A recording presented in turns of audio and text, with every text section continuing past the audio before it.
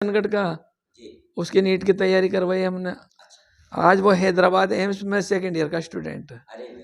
उसकी माँ सोनू वैष्णव मतलब हिंदू मुसलमान नहीं देखते हम, टैलेंट देखते हैं। गरीब हो दो को देखते हैं, गरीब हो टैलेंट हो। क्यों गरीब हो टैलेंट नहीं तो मदद काम नहीं आएगी। टैलेंट हो और गरीब हो तो मजा आता। क्यों वो कुछ रिजल्ट देगा। सोनू वैष्णव का जब सिलेक्शन हुआ तो किशन को ज्यादा बड़ा नहीं है, तो वहाँ एमबीबीएस में सिलेक्शन होना बड़ी चीज है। तो कुछ पत्रकार पूछे तो उसकी माँ ने एक बात कही कि आज के वक्त में मेरे बेटे को मुसलमानों ने पढ़ाया। ये बढ़िया, ये मैसेज जरूर छापना आप। तो ये चीजें हमें करने से। नमस्कार, सलाम, सत श्री अकाल। मैं अरशद वारसी क्यूपी न्यूज में आप सभी दर्शकों का स्वागत करता हूं। हर हफ्ते हमारे क्यूपी न्यूज के स्टूडियो में एक शख्सियात कार्यक्रम का आयोजन किया जाता है, जिसमें जयपुर ही नहीं बल्कि हिंदुस्तान के तमाम शहरों से शख्सियातें यहाँ तशरीफ लाती हैं और हम उनको आपके रूबरू करते हैं, उनसे चर्चा करते हैं, समाज को लेकर के, हमारे देश को लेकर के, व जो कुरीतियां हैं उनसे रिलेटेड हम चर्चा करते हैं, उन समाज सेवियों से, उन शख्सियातों से। आज हमारे स्टूडियो में एक ऐसी ही शख्सियत यहाँ तशरीफ फरमा है, विराजमान है, जो किसी परिचय की मोहताज नहीं है। नाम है सईद अहमद खान साहब, जो इसी जयपुर के रहने वाले हैं। आज हम उनसे चर्चा करेंगे उनके जीवन परिचय के बारे में और जो समाज में बुराइयां हैं उनसे रिलेटेड चर्चा करेंगे। बहरहाल आइए हम सबसे पहले आपको उनसे मुखातिब कराते हैं, रूबरू कराते हैं। सईद अहमद खान साहब, आपका बहुत बहुत स्वागत है हमारे स्टूडियो में। बहुत बहुत शुक्रिया आपका भी। जी सईद भाई, सबसे पहले तो मैं ये जानना चाहता हूँ कि आप इसी जयपुर के ही रहने वाले हैं या कहीं बाहर से आकर के यहाँ जयपुर में तशरीफ लेकर आए हैं? जयपुर के ही रहने वाले हैं और प्रॉपर हमारा पुश्तैनी गांव मनोहरपुर शाहपुरा है, दिल्ली रोड पर। मेरी पैदाइश जयपुर की ही है। जयपुर की? जी हाँ। तो आप एक अच्छे समाज सेवी हैं, किसी परिचय के मुताबिक नहीं, हर कोई आपको जानता है। तो ये समाज सेवा का जो आपके अंदर जुनून मैंने देखा है, ये कैसे उत्पन्न हुआ, किससे प्रेरणा मिली आपको? ये मेरे वालिद साहब से मिली हुई है। मेरे वालिद साहब हमारे बचपन के टाइम में मैं देखता था उनको, वो मोहल्ले में कुछ ना कुछ करने की कोशिश करते थे और उनको देख के मैं बचपन में ही उनके साथ लगा। 85 में मैंने ग्रेजुएशन कर मेरे ही मोहल्ले में, जब कच्ची बस्ती थी नारी का नाका, मदीना मस्जिद एरिया, वहाँ स्कूल खोला। उसके बाद M.Com B.Ed वगैरह और कर रहे, लेकिन स्कूल खोल दिया था और धीरे धीरे आज वो नफीस सेकेंडरी स्कूल के नाम से चल रहा है। अभी भी लगभग 385 बच्चे उसमें अभी है और तब से ही कुछ ना कुछ मैं करता हूँ। अच्छा, तो कोई संस्था आपने डेवलप कर रखी है, किसी संस्था के माध्यम से? संस्था है नफीस शिक्षा समिति स्कूल की है और राजस्थान प्रदेश कायमखानी समाज की, मैं कायमखानी समाज का फर्द हूँ। तो मैंने 2008 में, चूँकि हमारी बिरादरी में शादियों में बेतहाशा खर्च करते थे लोग, तो जहाँ पैसा वहाँ कोई दिक्कत नहीं थी। कौन सी बिरादरी है अभी आपने? कायमखानी समाज। कायमखानी समाज। लेकिन जहाँ नहीं है वहाँ बहुत दिक्कत होती है, एक एक पैसे की कीमत होती है। तो मुझे शुरू से ये था कि मैं हमारी बिरादरी में सामूहिक विवाह सम्मेलन कराऊं, इज्तिमाई शादी, ताकि लोगों में ये बंदिश हटे और वो कहीं भी शादी कर लें। तो 2008 में मैं मनोहरपुर वहाँ गया, लोगों को जोड़ा और राजस्थान कायमखानी वेलफेयर सोसाइटी में बनाई। वहाँ मैं अध्यक्ष था, उपाध्यक्ष हाजी सरदार साहब जो इंतकाल फरमा गए, अल्लाह जन्नत नसीब करा उन्हें, रशीद साहब उपाध्यक्ष और टीम थी पूरी। रजाक साहब थे, नसीरुद्दीन खान जी थे, शमीम अहमद, पूरी टीम ने वहाँ सम्मेलन किया। पहले सम्मेलन में मैंने मेरी बेटी की शादी की और 11,000 लड़कियाँ वालों से लिए, 5,000 लड़कियों वालों से लिए और लगभग 20,000 लोग उसमें शिरकत की और 70 जोड़ों की शादी हुई। फिर मैंने 2009 में भी किया, 10 में भी किया, 11 में भी किया। 11 और 10 में तो जयपुर किए और 2 वहाँ किए, 2 चारों प्रोग्राम बड़े प्रोग्राम किए। उसके बाद एक फ़ायदा ये मिला कि जो हमारे समाज के लोग थे, अब वो सम्मेलन में कहीं भी शादी सम्मेलन हो रहा तो वहाँ शादी कर लेते हैं। तो जो मेरा मकसद था कि गरीबों को फ़ायदा हो, अल्लाह का शुक्र है वो हो रहा है। मकसद पूरा हो रहा है वो। अच्छा, वालिद मरहूम का क्या नाम? हबीब खां मास्टर साहब जो बेसिक मॉडल स्कूल है तोपखाना देश, उसमें मास्टर भी रहे, हेड मास्टर भी रहे, दरबार में भी रहे, रतखाना में भी रहे। वो गवर्नमेंट सर्वेंट थे? गवर्नमेंट सर्वेंट थे और उनका इंतकाल 1992 में हो गया था।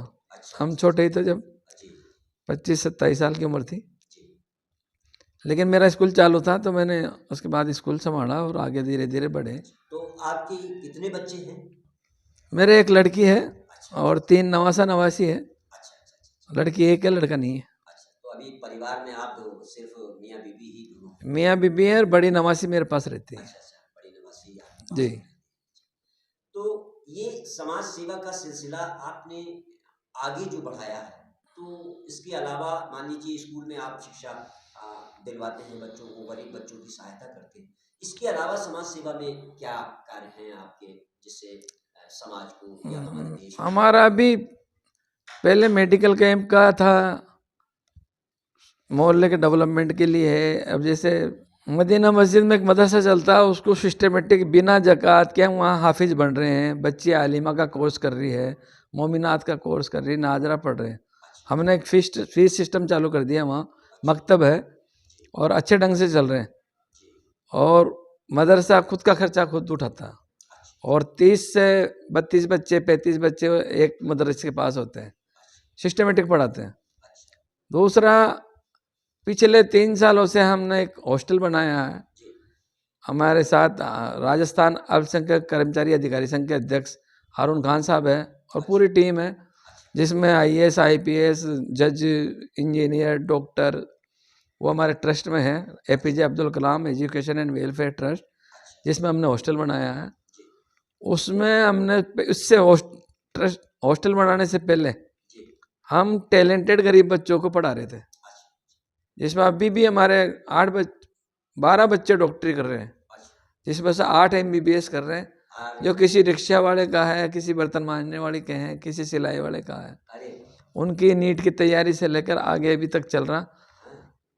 एक अजरा कर चुकी है, अलीगढ़ यूनिवर्सिटी से फाइनल इंटर्नशिप चल रही है। अबरार का SMS से फाइनल है, एक रिक्शा वाला का बच्चा है वो।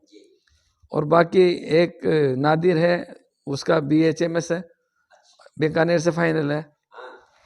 उसके अलावा सोनू वैष्णव है, दिनेश वैष्णव है, नासिर है। तो यूँ करके ये बच्चे हैं, इसमें से 2 BUMS कर रहे हैं, एक BHMS एक BAMS और बाकी MBBS कर रहे हैं। और आने वाले दिनों में ये 12 डॉक्टर बनकर समाज को मिल जाएंगे। असल में मकसद क्या है कि ये हम कहते हैं ना कि डूबते को तिनके का सहारा। बिल्कुल बिल्कुल। जब जरूरत हो तो थोड़ा सहारा बड़ा काम करता है। बिल्कुल सही बात। अब इस अबरार को हमने बेंगलोर भेजा नीट की तैयारी के लिए, शाहीन में। तो शाहीन में जब उस अबरार का पढ़ाई का जब वो उन्होंने देखा तो उन्होंने फीस माफ़ कर दी। अब हमने भेजा फीस दे के, तो फीस उसने माफ़ कर दी कि बच्चा टैलेंटेड, अच्छा नाम करेगा। लेकिन उसको सहारा मिल गया, आज वो फाइनल कर लेगा, डॉक्टर बन जाएगा। और हमारा टारगेट है कि वो IAS बने इंशाल्लाह। डॉक्टर MBBS के बाद उसको सिविल सर्विस का एग्ज़ाम दिलवाएंगे।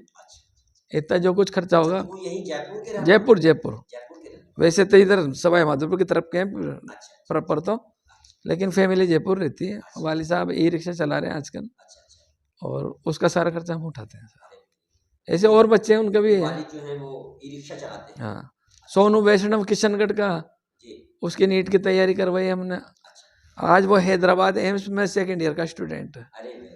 उसकी माँ सोनू वैष्णव मतलब हिंदू मुसलमान नहीं देखते हम, टैलेंट देखते हैं। गरीब हो दो को देखते हैं, गरीब हो टैलेंट हो। क्यों गरीब हो टैलेंट नहीं तो मदद काम नहीं आएगी। टैलेंट हो और गरीब हो तो मजा आता है, क्यों वो कुछ रिजल्ट देगा। सोनू वैष्णव का जब सिलेक्शन हुआ तो किशनगढ़ ज़्यादा बड़ा नहीं है, तो वहाँ MBBS में सिलेक्शन होना बड़ी चीज़ है।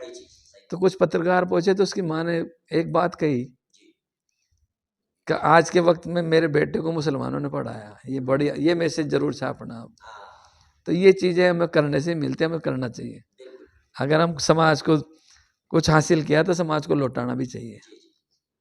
अच्छा सईद भाई, आजकल बहुत सारी ऐसी शिकायतें भी मिलती हैं, मैं आपसे शेयर करना चाहता हूँ कि ये जो संस्थाएं चल रही हैं और लोग ये भी दावा करते हैं कि बड़े बड़े चंदे लोगों से लिए जाते हैं और फिर उसके बाद में उन चंदों को जो बंदर बांट कर लिया जाता है आपस में, लेकिन एक समाज सेवा के नाम पे एक ढोंग सा किया जा रहा है। क्या इसमें कुछ आप कहेंगे, प्रकाश डालें? इसमें देखो अलग अलग हर तरह के लोग हैं। मैं अपनी कह सकता हूँ, मैंने मान लो सम्मेलन कराए तो मैंने बाकायदा बुक छपाकर उसका हिसाब दिया लोगों को, भाई जिसने पैसा दिया उसका नाम है। अब बाई चांस मैं आपसे पैसे लगे और आपका नाम नहीं तो आप मेरे से सवाल करके हल्ला मचा सकते हो। तो ये ट्रांसपेरेंसी होनी चाहिए। मदीना मस्जिद का हमारा काम चल रहा, आप कहो ना कि हिसाब चाहिए, मैं कल दे सकता हूँ आपको हिसाब। हॉस्टल का हिसाब हमारा मांगो तो मैं दे सकता हूँ कल तक का हिसाब आपको। ट्रांसपेरेंसी है, छुपा हुआ कुछ नहीं है। तो जब आप ट्रांसपेरेंसी से काम करते हो और ईमानदारी से काम करते हो तो ये उंगलियां आपको उठना बंद हो जाती है। बिल्कुल बिल्कुल। अभी एक वीडियो वायरल हुई थी, सामूहिक सम्मेलन कराया गया था, उसमें जो बच्चे बच्चियों को दहेज दिए गए, उसमें वो नकली सोने का एक वीडियो ऐसा वायरल हुआ था कि उससे उनकी बड़ी जो है गिलानी सी महसूस हुई लोगों को कि यार ये सम्मेलन कराया या क्या कराया, इससे बढ़िया तो ना कराते। तो नहीं, ये मैं खुद को सोचना, जब मैं आयोजक हूं तो मुझे सोचना चाहिए कि मैं मेरे वैल्यूज को कायम रखूं। क्यों, अगर मैं दिखावा कर दूंगा साहब मैं कार दूंगा और फिर नहीं दे पाऊँ, मतलब नहीं है उसका। मैं तो कुछ नहीं दूंगा, ये 4 बर्तन दूंगा सिर्फ, तो वो आपकी ईमानदारी भी होगी और आपकी इमेज भी बनेगी और वो सेवा भी होगी। झूठे वादे करके बीच में कुछ सम्मेलन नहीं थे, लोगों ने कहा 50-50 गज के प्लाट देंगे, फिर वो प्लाट आज तक तो पता नहीं चला। कईयों ने कहा हम उम्रा कराएंगे, वो उम्रा आज तक तो नहीं हुए। तो ऐसी चीज़ें नहीं होनी चाहिए। जब आप सोशल सर्विस में हो तो आपको ईमानदारी और ट्रांसपेरेंसी भी रखनी चाहिए। बिल्कुल बिल्कुल। ऐसी समाज सेवा से क्या फायदा कि आप हाँ, खुद ही बदनाम हो और फिर गुमराह कर प्लस रहे हैं। दूसरे जो काम कर रहे हैं उन पे भी उंगली उठे हाँ बिल्कुल। वो कहते तो हैं वो ना कि एक मछली गंदी होती है तालाब में तो सभी का सब पे ख्याल नाम है, आता है। एक बिल्कुल मछली पूरे तालाब को गंदा कर रही है, ये सवाल उठते हैं। खैर, ये तो आपकी समाज सेवा है, मैं भी आपको 25-30 साल से जानता हूँ और मैं आपकी समाज सेवा का कायल भी आप जिस तरह से कर रहे हैं। आपने जो एक मदीना मस्जिद बनाई, तामीर करवाई है अपने नहीं, वो टीम वर्क है दोनों, जी। हॉस्टल और मदीना मस्जिद दोनों टीम वर्क है। जी, जी। बड़ी टीम है हमारी और सब तन मन धन से काम करते हैं। जी, जी, जी। मैं भी एक हिस्सा हूँ उसका। बिल्कुल बिल्कुल, माशाल्लाह, बहुत नहीं नहीं, वो तो खैर आपका मैंने शुरू से ही देखा है। अच्छा, मैं अब थोड़ा सा इस तरफ आता हूँ। अभी बयानबाजी चल रही है बहुत, आप जयपुर के ही बाशिंदे हैं और राजनीतिक लोगों से भी आपके जुड़ाव रहे, आप उनसे भी जुड़े हुए हैं, कई आपके चाहने वाले भी हैं, बहुत से राजनेता भी हैं। अभी सरकार ने एक आदेश पारित किया है, उस पर बयानबाजी खूब चल रही है, जिसका मुस्लिम समाज ने बायकॉट किया है। राजस्थान सरकार ने सूर्य नमस्कार का हर स्कूल में एक आदेश जारी किया है और उसका मुस्लिम समाज जो है बायकॉट कर रहा है। मैंने आज भी कुछ ऐसे पढ़े हैं, कंटेंट जो आया है, किसी ने उनकी मुखालफत की है तो किसी ने उनका फेवर किया है। तो इस पे आप क्या कहना चाहेंगे, क्या सरकार का ये आदेश सही है कि सुबह जो? बिल्कुल सही नहीं है। क्यों, सरकारी स्कूलों में शिक्षा का काम करें, आस्था के साथ खिलवाड़ ना करें।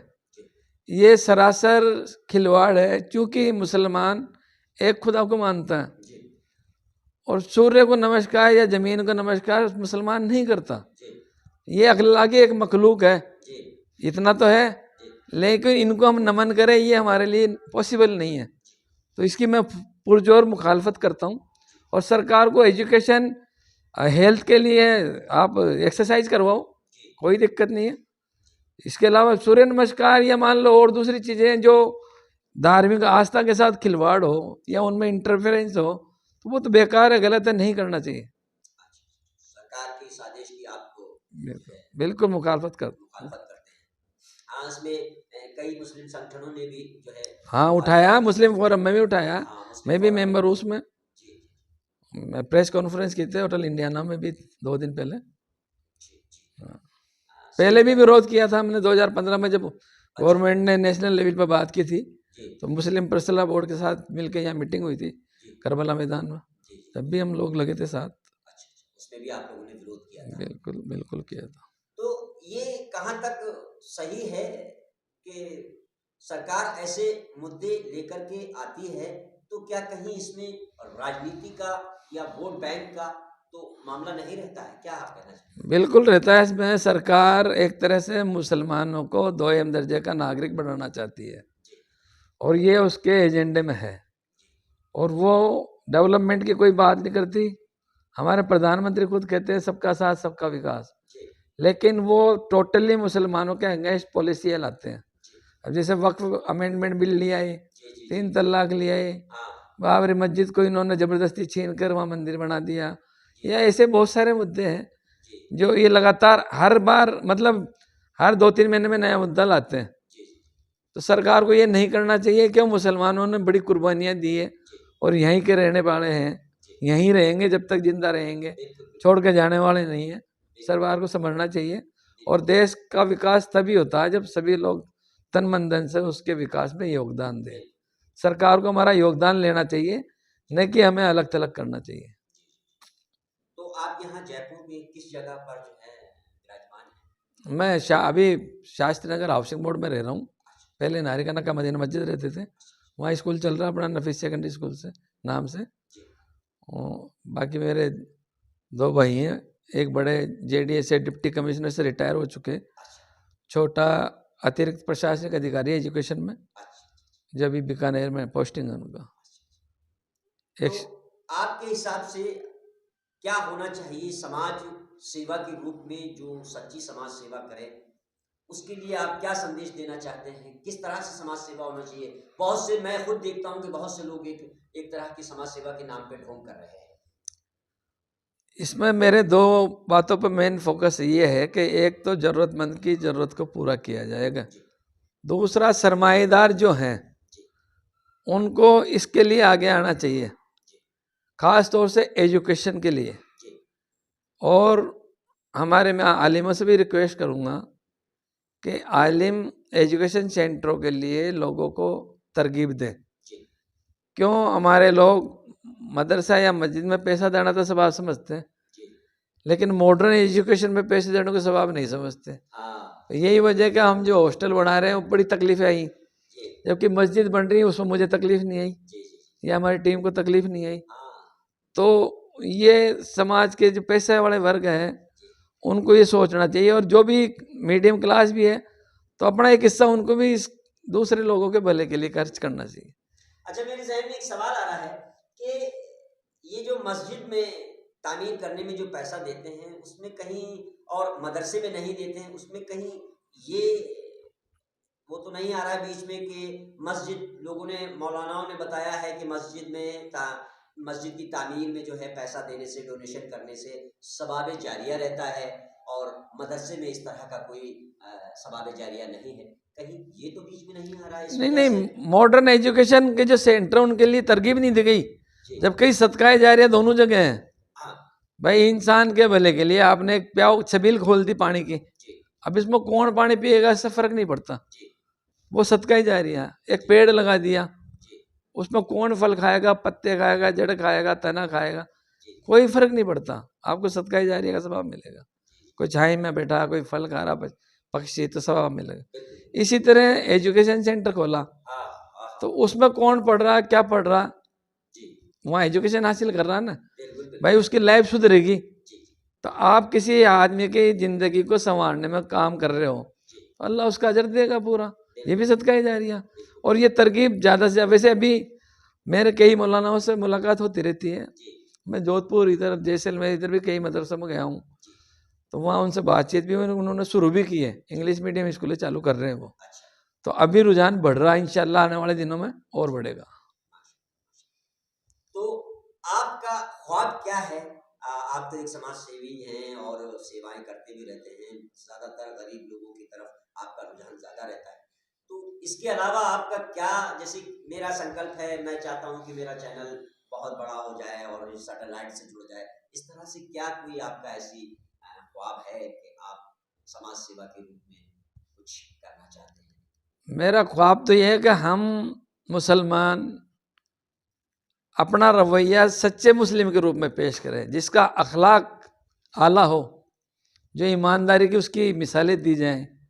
डेवलपमेंट में वो इतना करे कि लोग उसकी मिसाल लें, जहाँ रहे तो लोग पड़ोस में रहना पसंद करें। एजुकेशन ऐसी हो कि बात करें तो लोग उसके सुनने को बेताब रहें, और ये हर मुसलमान ऐसा करे। और अगर सब मिलकर हम कोशिश करें तो ये कोई काम बड़ा नहीं है। हम हमारे सबसे आइडियल जो है नबी करीम सल्लल्लाहु अलैहि वसल्लम है। आप उनकी लाइफ को देखो, वो तो उस वक्त उठे जहाँ कोई कानून ही नहीं था। अभी तो सारे कानून है। अभी तो कोई किसी के थप्पड़ मारे तो मुकदमा हो सकता, उस टाइम मार देते तो मुकदमा नहीं होता था। तो उस वक्त उठे और उन्होंने पूरे अरब में क्या आगे तक इस्लाम की बात फैला दी। कोई लट नहीं चलाया उन्होंने। वो तो जंग भी वहां करी जहाँ लोग जंग करने को आए, खुद ने चला के कोई जंग नहीं कही आपने, जंग करने आए। आप मदीना रह रहे थे, मक्का के लोग बदर में गए, तो मदीना से तो बदर बहुत पास है, 180 किलोमीटर है। तो वो भी मजबूरन गए कि वो लोग आ रहे हैं। ऐसे और भी जो जंगें हुई है वो मजबूरी में हुई है। आपने चला के कोई जंग नहीं करी। आपने अखलाक मतलब जो कचरा फेंक रहा उस खुद पर, उसकी तीमारदारी करने जा रहे हैं। एक बुजुर्ग को ये पता चला, यहूदी थी वो, कि साहब एक कोई जादूगर आया है जो लोगों के मजहब को बदल देता। वो शहर छोड़ के जा रही है और आप कुदरती आप मिल जाते हैं। तो वो उसको जब तकलीफ में देखते तो आप उसका बोझा ढोते हैं। बोले माई कहाँ जाएगी कि मैं फला जगह जाऊंगी। उसका पूरा वजन अपने कंधे पर रख के लेके जाते हैं। और धीरे धीरे जब बात चलती तो बोले कहाँ जा रही हो? कि बोले जा रही हूँ, मैंने सुना है एक वो जादूगर आया जो लोगों का मजहब बदलता है। तो बोले आप उससे मिले हो? बुढ़िया से कहा कि नहीं मैं नहीं मिली। फिर जब आपने उसको मंजिल पर पहुंचा दिया, बोले उसका नाम सुना? कि हाँ मोहम्मद नाम बताते हैं। बोले मैं ही हूँ। और यही थी बात कि वो ईमान ले आई। इस तरह इस्लाम फैला अखलाक से। और ये अखलाक हमें फिर पेश करना पड़ेगा।